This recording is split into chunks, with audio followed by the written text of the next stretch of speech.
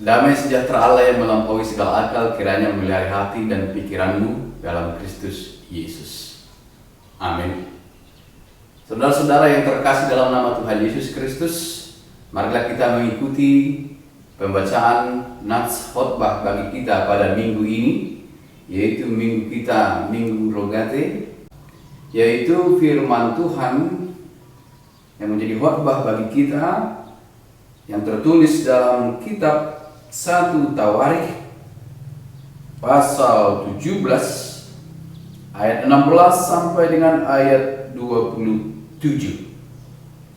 1 Tawarikh pasal 17 ayat 16 sampai dengan 27, demikian firman Tuhan. Lalu masuklah Raja Daud ke dalam, kemudian duduklah ia di hadapan Tuhan sambil berkata, "Siapakah aku ini, ya Tuhan Allah, dan siapakah keluargaku, sehingga Engkau membawa aku sampai sedemikian ini? Dan hal ini masih kurang di matamu, ya Allah. Sebab itu Engkau telah berfirman juga tentang keluarga hamba-Mu ini dalam masa yang masih jauh, dan telah memperlihatkan kepadaku serentetan manusia yang akan datang, ya Tuhan Allah. Apakah lagi yang dapat ditambahkan Daud kepadamu dalam hal Engkau memuliakan hamba-Mu ini? Bukankah Engkau yang mengenal hamba-Mu ini? Ya Tuhan, oleh karena hamba-Mu ini dan menurut hati-Mu Engkau telah melakukan segala perkara yang besar ini dengan memberitahukan segala perkara yang besar itu. Ya Tuhan, tidak ada yang sama seperti Engkau, dan tidak ada Allah selain Engkau menurut segala yang kami tangkap dengan telinga kami. Dan bangsa manakah di bumi seperti umat-Mu Israel, yang Allahnya pergi membebaskan menjadi umat-Nya, untuk mendapat nama bagi-Mu dengan perbuatan-perbuatan yang besar dan dahsyat, dan dengan menghalau bangsa-bangsa dari depan umat-Mu yang telah Kau bebaskan dari Mesir. Engkau telah membuat umat-Mu Israel menjadi umat-Mu untuk selama-lamanya, dan Engkau, ya Tuhan, menjadi Allah mereka. Dan sekarang, ya Tuhan, diteguhkanlah untuk selama-lamanya janji yang Kau ucapkan mengenai hamba-Mu ini dan mengenai keluarganya, dan lakukanlah seperti yang Kau janjikan itu.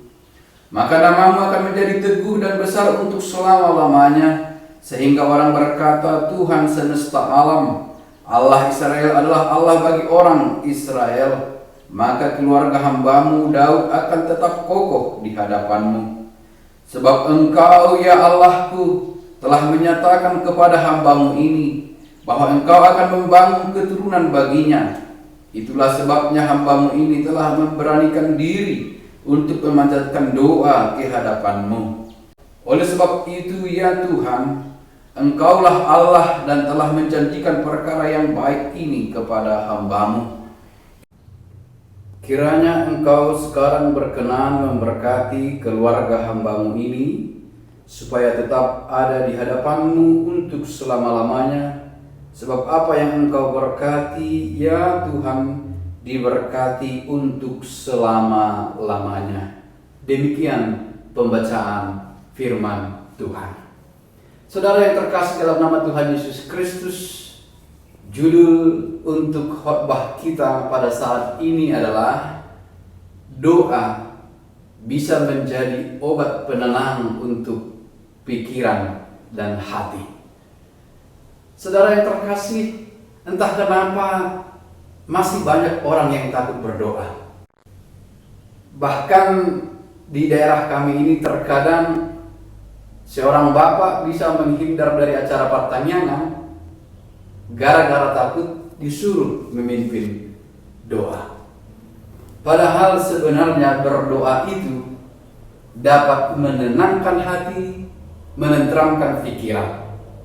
Seperti apa yang dilakukan oleh Daud dalam ayat khotbah kita pada saat ini.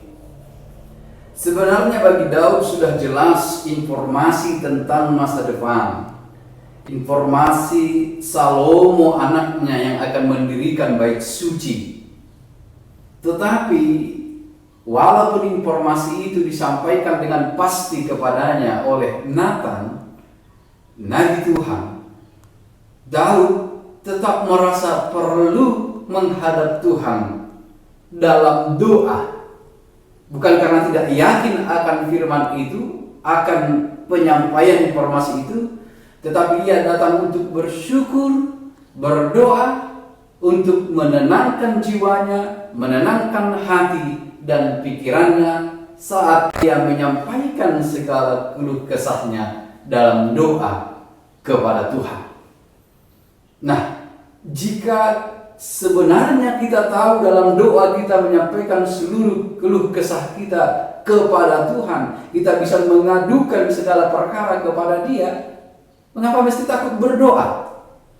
Bukankah doa itu atau kesempatan untuk berdoa itu suatu kesempatan berharga untuk berbicara dengan Tuhan, menenangkan hati dan pikiran kita juga? Saudara yang terkasih, dalam teks kita ini kembali kita berjumpa dengan kisah yang dituliskan oleh penulis kitab Tawarikh, di mana dia selalu mengidolakan Daud. Selain pemimpin ataupun raja yang ideal, tetapi Daud juga adalah teladan bagi pertumbuhan spiritualitas. Jadi dia adalah contoh pemimpin yang memiliki spiritualitas yang tinggi. Dalam doanya, Daud bersyukur pada Tuhan. Formula yang dia sampaikan adalah ucapan syukur. Namun dalam ucapan syukurnya itu tercantum juga permohonan dan permintaan kepada Tuhan. Sebenarnya masih sangat jauh dari doa syukur Daud ini sampai kepada doa yang diajarkan Tuhan Yesus. Tetapi formulanya tidak jauh berbeda. Ada penyembahan, ucapan syukur, pemujian pada Tuhan. Namun ada juga permintaan yang diakhiri juga kembali dengan penyerahan segala sesuatu kepada Tuhan atau pengakuan kemuliaan Tuhan dan kuasanya, kehendaknya yang terjadi. Formula itu juga bisa kita temukan dalam doa Bapa kami yang di surga yang diajarkan Tuhan kita Yesus Kristus. Dan dalam teks kita ini itu sangat jelas terlihat formula itu disampaikan oleh Daud dalam doanya kepada Tuhan. Maka kita perlu koreksi juga doa kita, Bapak Ibu yang terkasih. Apakah doa kita hanya permintaan saja? Cenderung seperti itu. Begitu bersyukur Bapa yang di surga langsung masuk pada permintaan 1, 2, 3, 4, 5 dan sekian. Tetapi berikanlah waktu untuk memuji, bersaksi, bersyukur. Dan di dalam ungkapan syukur itu juga termasuk juga permintaan kita. Kita belajar dari Daud untuk menyampaikan doa ungkapan syukur kepada Tuhan Allah kita. Dan dalam hal ini ia juga mengatakan di ayat 27, kiranya Engkau sekarang berkenan memberkati keluarga hamba-Mu ini, supaya tetap ada di hadapan-Mu untuk selama-lamanya. Sebab apa yang Kau berkati ya Tuhan diberkati untuk selama-lamanya. Keyakinannya akan berkat Tuhan. Ia meyakinkan dirinya sendiri. Ia menenangkan dirinya sendiri dengan ungkapan kalimat-kalimat yang dia ungkapkan atau sampaikan kepada Tuhan. Lalu apa pesannya bagi kita saat ini? Pesannya tetap sama.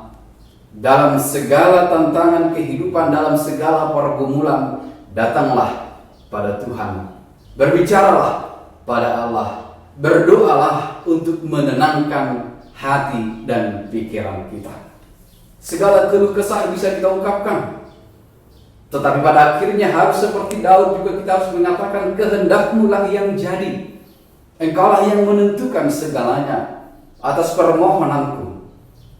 Oleh karena itu saudara yang terkasih, jika sering kita mendengarkan jawaban doa ada 3, yaitu ya, tidak, dan tunggu dulu.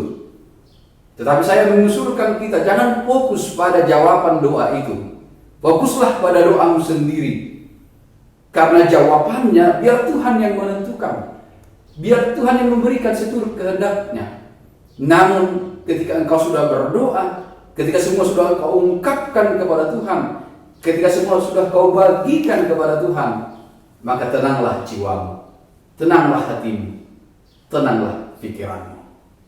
Tuhan memberkati. Selamat hari Minggu. Amin. Kita berdoa.